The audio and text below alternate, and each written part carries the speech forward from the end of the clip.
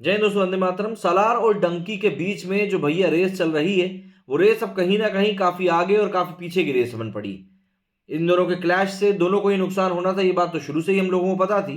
लेकिन अब जबकि इसके कलेक्शन के आंकड़े निकलकर सामने आ रहे हैं ना, तब और भी ज्यादा दुख हो रहा है कि यार इतनी दो बड़ी बड़ी मूवीज रिलीज हुई और दोनों को ही अच्छा खासा नुकसान हो गया। स्पेशली शाहरुख खान की डंकी, जो कि इस समय 250 करोड़ को टच करने के लिए स्ट्रगल कर रही है इंडिया के बॉक्स ऑफिस कलेक्शन पर, और फॉरेन में तो वो 500 550 करोड़ भी चली जाए तो एक बहुत बड़ी बात होगी। वहीं अगर हम बात करें सलार की, तो सलार 500 करोड़ से ज्यादा का वर्ल्ड वाइड बिजनेस ऑलरेडी कर चुकी है। अब एक एक करके अगर हम बात करने की कोशिश करें, तो सबसे पहले हम बात करते हैं डंकी के कलेक्शन के बारे में। तो डंकी का जो कलेक्शन है, अगर हम शुरुआत करें कल के कलेक्शन से, तो डंकी का जो डे 10 का कलेक्शन हुआ था एडवांस बुकिंग में, वो 2.52 करोड़ का हुआ था। ऐसे में नंबर ऑफ टिकट जो थे वो करीब करीब 95,000 टिकट्स बिके थे, और जो नंबर ऑफ शोज थे वो 7,323 शोज थे। तो ये एक अच्छा खासा नंबर निकल कर सामने आया था। लेकिन इसके अगेंस्ट में जो कलेक्शन हुआ, वो कलेक्शन काफी कम हुआ। मतलब कि 9.25 करोड़ का इसका कलेक्शन निकल कर सामने आया। हालांकि ये फ्राइडे के मुकाबले में थोड़ा सा जंप जरूर देखेगा गया, लेकिन फिर भी सैटरडे के लिहाज से मुझे ये कमाई काफी कम लग रही है। कम से कम इसकी कमाई 12 से 13 करोड़ रुपए की तो होनी ही चाहिए थी। वहीं अगर हम बात करें इसके टोटल कलेक्शन की, तो वो हो चुका 176.47 करोड़। मतलब कि ठीक कलेक्शन है, अच्छा कलेक्शन है, और इस कलेक्शन के ऊपर आप एक मूवी को हिट का तमगा दे सकते हैं। अब जबकि हमको पता है कि भाई डंकी का जो बजट है वो काफी कम है। हालांकि एक लिहाज से देखें तो इसका ये कलेक्शन पिछली रिलीज हुई शाहरुख खान की मूवी पठान और जवान के सामने काफी कम है। बट स्टिल ये कलेक्शन, मतलब क्या ही बोले अब हम लोग। अब ऐसे में अगर हम बात करें आज की एडवांस बुकिंग के बारे में, तो आज की एडवांस बुकिंग इसकी गई है करीब 2.83 करोड़, और 1.25 लाख के करीब करीब जो टिकट्स हैं वो बिक चुके हैं। नंबर ऑफ शोज की बात करें तो वो नंबर ऑफ शोज भी थोड़े से बढ़ गए हैं, 7,204 शोज कर दिए गए हैं। बट उसके बावजूद भी मुझे लगता है कि शाहरुख खान की इस ग्रैंड स्टेज के हिसाब से ये कुछ काफी ज्यादा कम है। खैर, अगर हम प्रेडिक्शन की बात करें, तो आज का प्रेडिक्शन मीटर बता रहा है कि भैया 11 से 13 करोड़ रुपए आज कमा सकती है, जिस तरह की एडवांस बुकिंग इसकी दिखलाई पड़ रही है। बट क्योंकि रिकॉर्ड्स कुछ दिख नहीं रहे हैं, तो कहीं ना कहीं चीजें तो देखिए होती हैं। खैर, अब हम बात करते हैं सलार के बारे में। तो सलार के जो एडवांस बुकिंग कलेक्शन निकल कर आया था कल का, वो आया था 3.53 करोड़। ये काफी अच्छा कलेक्शन था। इस कलेक्शन के अगेंस्ट में जो नंबर ऑफ टिकट्स बुक हुए थे वो हुए थे 1.89 लाख, और जो नंबर ऑफ शोज सलार के लिए अवेलेबल थे वो थे 11,571। सभी लैंग्वेजेस को मिलाकर ये नंबर ऑफ शोज थे, और ये काफी अच्छे शोज थे अगर मैं बात करूं इसके रिलीज के 90 दिन के लिहाज से। जबकि हम देख रहे हैं कि डंकी के शोज लगातार गिरते जा रहे हैं और अब तो 7,000 की रेंज में पहुंच चुके हैं। हालांकि हम देख चुके हैं कि फ्राइडे और थर्सडे को इसके नंबर ऑफ शोज और भी ज्यादा कम थे। अगर हम बात करें डे 9 कलेक्शन की, तो 12.5 करोड़ का इसका डे 9 का कलेक्शन हुआ है, और 329 करोड़ रुपए इसका इंडिया में नेट कलेक्शन हो चुका है। लेकिन इंडिया में नेट कलेक्शन से भी ज्यादा अहम बात यह है कि सलार का जो हिंदी का नेट कलेक्शन है वो 100 करोड़ को पार कर चुका है। जबकि जिस तरीके से शुरुआत में इसको लेकर बातें चल रही थी, ऐसा लग नहीं रहा था कि हिंदी में इतना कलेक्शन होगा। बट हाँ, ये सही बात है कि हिंदी में अब इस मूवी का जो कलेक्शन है सलार का, वो 100 करोड़ को क्रॉस कर गया है। हालांकि इसको चाहिए सिर्फ 70 करोड़ ही थे हिंदी में हिट होने के लिए, बट अब तो ऐसा लग रहा है कि हिंदी में तो इसको एक तरह से हिट ही डिक्लेयर किया जाएगा। वहीं बात करें हम आज की एडवांस बुकिंग के बारे में, तो आज की एडवांस बुकिंग काफी शानदार चल रही है।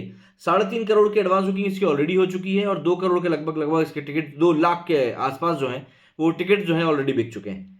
वहीं अगर हम बात करें नंबर ऑफ स्क्रीन की, तो 11,384 स्क्रीन अभी भी सलार के पास में मौजूद है। जाहिर सी बात है, कई लोग यहाँ पर सोच रहे होंगे कि यार ये कलेक्शन तो ठीक निकला है बजट के हिसाब से। लेकिन जैसा कि मैंने अब इसको शुरुआत में कहा कि यहाँ पर जब बात हम शाहरुख खान और राजकुमार हिरानी के कॉम्बिनेशन की कर रहे हैं, तो आप बात सिर्फ बजट की नहीं कर सकते।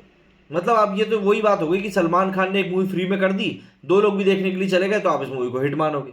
ऐसा नहीं है ना। आप जब शाहरुख खान और राजकुमार हिरानी की बात करते हैं, तो इट्स अ डेडली कॉम्बिनेशन, जहां पर कि एक बेहतरीन स्टोरी टेलर मिलता है एक बेहतरीन एक्टर के साथ में। और जब इन दोनों का कॉम्बिनेशन मिला दिया जाए, तो भाई पब्लिक यही उम्मीद करती है कि यार ये तो बिल्कुल ताबड़तोड़ कलेक्शन करके निकालेंगे। लेकिन वो यहाँ पर निकल कर दिखा नहीं है, और इसीलिए कहीं ना कहीं पब्लिक के मन में भी अब सवाल खड़े हो रहे हैं कि आखिर यहाँ पर हुआ क्या है। पिछले कुछ दिनों में कॉर्पोरेट बुकिंग, ब्लॉक बुकिंग और न जाने कौन कौन से नए टर्म्स जो है ईजाद कर दिए गए हैं। पर अब देखिए जो है सामने है ना यार। अभी हम देख रहे हैं सैटरडे को जो ऑक्यूपेंसी है वो काफी अच्छी जा रही है। मंडे से ऑक्यूपेंसी कैसी आएगी ये देखने वाली बात जरूर होगी। लेकिन मंडे से अगला साल लग रहा है, नया साल लग रहा है। ऐसे में पब्लिक इस वीकेंड का पूरा पूरा मजा लेने की कोशिश तो करेगी।